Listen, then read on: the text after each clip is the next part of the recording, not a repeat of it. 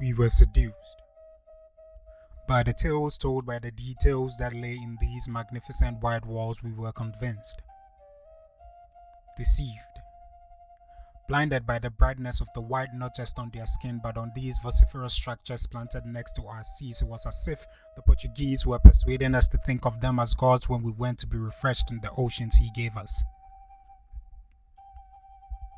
I know you don't see it now, but in 1482, these buildings were the sight to behold, especially when juxtaposed with a landscape filled with mud huts. All of a sudden, we began to see less brilliance in our own self-sustaining architecture. Their castles and quarters littered our hearts with phantasmagoric imagery of a world we never knew existed. If only we knew it did not exist. Not for us, at least. Not for you. Not then. We should have known when they named this one Elmina. We should have known. It was a sign to let us know that we're here not to fund our dreams, but to plunder our shores. They came for gold and left with more.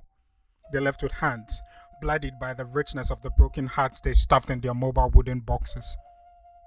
We saw the excitement they got when we gave them gold and thought if they could regard mere pieces of metal with such reverence, we were sure your lives would mean so much more. I swear. We saw Virginia in your future. Not the sales platforms in Jamestown where your tired bodies were lined up for auction. We saw Virginia, a land littered with lavish lifestyles and the architectural representation of magnificence we had only tasted of. We saw that in your future. And although the heaviness of the chains that bound you as you made your way to the seas was only surpassed by the weight of the shattered pieces of your broken hearts, we were already tongue-tied, oath-bound, awe-stricken not just by the marvel of gunpowder, we were enamored by the story of Joseph from the books we could barely read. Stories of how his brothers sold him into slavery, and yet he became the prime minister of a land not too far from ours. So like Joseph, we dreamt that dream for you. And we saw it materialize when we saw Virginia in your future. Wade in the water, wade in the water, children, wade in the water, when God's gonna trouble the water. I see them, like underground fiber connections through the ocean's floor. I see them. The bodies of the fallen and the free. Of the fallen, the eager to never be branded as property of the sick, and never was strong enough to cope with the heartbreak of being expelled from home through a door that promised them no way back. I see them. The unmarked bodies of your uncle and auntie ancestors line the ocean's floor like luminous algae, mapping a route for their one day descendants to find a way back to the home they never knew. The home they had only heard of. Plastic, fleeting, malleable, suggestive. So many adjectives have been used to describe your memories. So many that don't capture the extent of the phenomenon at play in your soul. Paul Ricoeur says that your memory of the present can be of something absent. The past. But it's not your past, is it? It's not a past you have lived. I see the mind maps that haunt your existence, beckoning your indulgence like the compass to a treasure chest. This self-sufficient, self-sustaining, self-preserving map is hidden even from some who share the melanin that pigments your skin. Maps, only accessible, only understood by the few. The many few in whose minds are implanted the key of borrowed memories.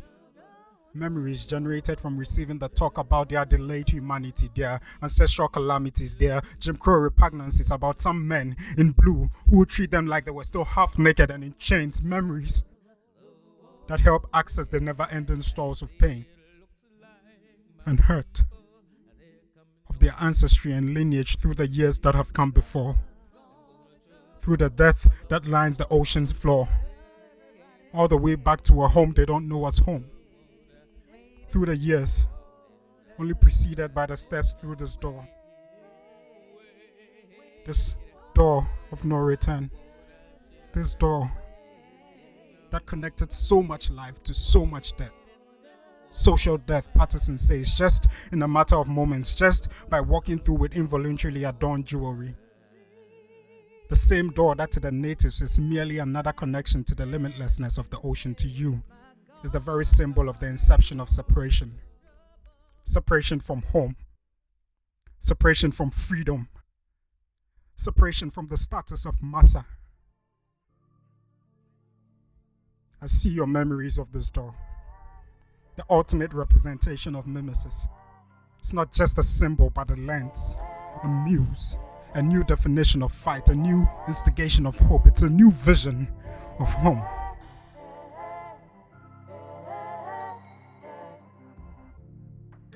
I hear them. Their voices call to me, I hear them. It's the cry of breaking free, I hear them. Through the storm and through the pain, I feel them. Reaching out to me, I feel them. There's an awakening in my soul. It's a brand new hope calling out to me. Come with me to a place once home. We will share this way of a darkness past. Through the trials and triumphs we will find our way.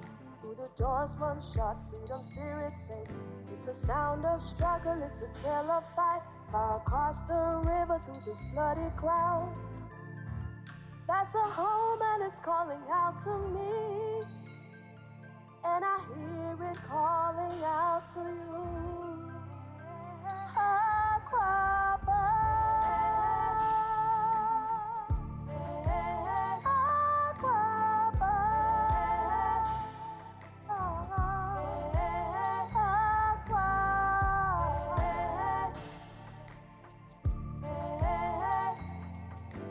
We wanted to commemorate the 400 years since the beginning of the slave trade, to reconnect with our ancestry, to celebrate our collective heritage, and make people understand that we're not descendants of slaves, we're descendants of survivors. It's a sound of struggle, it's a tale of fight. Far across the river through this bloody crowd. The first time I came here, I couldn't stop crying because I had come to a place called home, which I had never been, and I felt robbed. And so I'm good now.